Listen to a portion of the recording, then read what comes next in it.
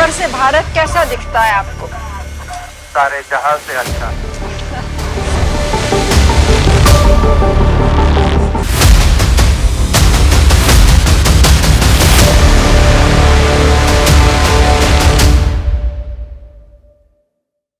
June 10 సాయంత్రం 5:52 భారత space చరిత్రలోనే ఓ అత్యద్భుతమైన ఘట్టం జరగనుంది. ఇప్పటి వరకు మనం చేసిన స్పేస్ పరిశోధనలన్నీ ఓ ఎత్తు, ఇకపై మనం చేయబోయే అంతరిక్ష ప్రయోగాలు మరొక ఎత్తు. వాటన్నింటినీ ముందుకు తీసుకువెళ్లేలా ఓ ఆస్ట్రోనాట్ మన భారత పతాకంతో అంతరిక్ష కేంద్రానికి వెళ్తున్నారు. ఆయన పేరే wing commander Shubhanshu Shukla. June 10న అంతరిక్ష యాత్రను మొదలు పెట్టడానికి స్పేస్ లోకి వెళ్తున్న రెండో భారతీయుడిగా శుభాంశు రికార్డు సృష్టించనున్న ఈ తరుణంలో మన మొదటి అంతరిక్ష యాత్రికుడు రాకేష్ శర్మ సక్సెస్ నుంచి ఇప్పటి వరకు ఇస్రో దాటిచ్చిన విజయాలను ఈ రోజు అంతరిక్ష కథల్లో గుర్తు చేసుకుందాం.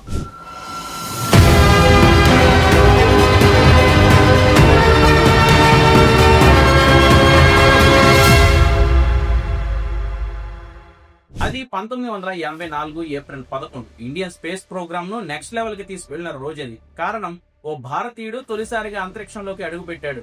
మన భూమి వాతావరణం దాటి అంతరిక్షంలోకి వెళ్లడమే కాదు, అక్కడే 7 రోజుల పాటు గడిపి భూమిపై అనేక రకాల పరిశోధనలు చేశారు. ఆయన పేరే రాకేష్ శర్మ. రష్యాకు చెందిన సోయుజ్ T-11 వాహక నౌక ద్వారా అంతరిక్షంలోకి వెళ్లారు Indian air force wing commander Rakesh Sharma. అప్పట్లో చాలా మందికి ఇదో వింత, అసలు భూమి మీద పైకి వెళ్తే మనిషి బతకగలడా? అలాంటి అనుమానాలన్నింటినీ పటాపంచలు చేస్తూ 7 రోజుల పాటు స్పేస్ లోనే ఉన్న రాకేష్ శర్మకు అప్పటి ప్రధాని ఇందిరాగాంధీ శాటిలైట్ ఫోన్ చేసి మాట్లాడారు. అంతరిక్షం నుంచి భారతదేశం చూస్తుంటే ఎలా ఉంది అని ఇందిరాగాంధీ అడిగితే సారే జహాసే అచ్చా అన్నారట రాకేష్ శర్మ. ऊपर से भारत कैसा दिखता है आपको? जी मैं बगैर किसी झिझक के कह सकता हूँ कि सारे जहां से अच्छा.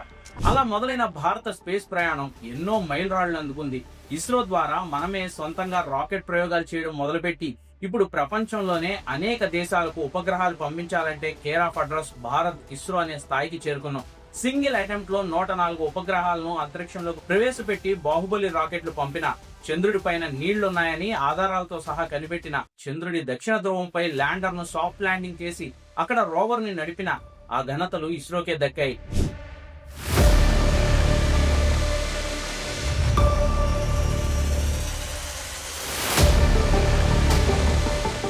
హాలీవుడ్ సినిమా కంటే తక్కువ ఖర్చులో మంగళయాన్ ప్రాజెక్ట్, అతి తక్కువ ఖర్చులో ఆదిత్య L1 లాంటి ప్రయోగాలను చేసింది మన ఇస్రో.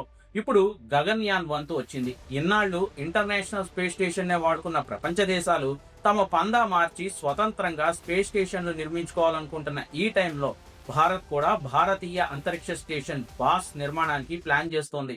ఇలాంటి టైంలో మరి అక్కడ మన ఆస్ట్రోనాట్స్ ప్రయోగాలు చేయాలంటే మన వాళ్ళకి ఎక్స్పీరియన్స్ కావాలి కదా. అందుకోసమే ఇండియన్ ఎయిర్ ఫోర్స్ నుంచి 4 నైపుణ్యం ఉన్న పైలట్లను ఎంపిక చేశారు. వారే group captain Prashanth Balakrishnan Nair, group captain Ajit Krishnan, group captain Angad Pratap, wing commander Shubhanshu Shukla.